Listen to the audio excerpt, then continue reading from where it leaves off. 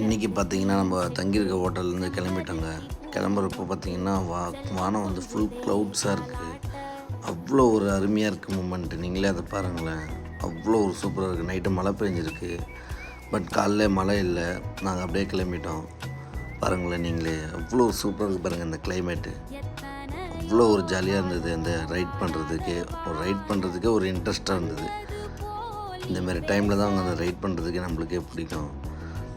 வண்டி தாங்க பெட்ரோல் வந்து சாப்பிட்டுக்கிட்டே இருக்குங்க. பாருங்களேன், ஒரு நாளைக்கு 3 வேளை கரெக்டாக சாப்பிட்டுட்டே இருக்கான்.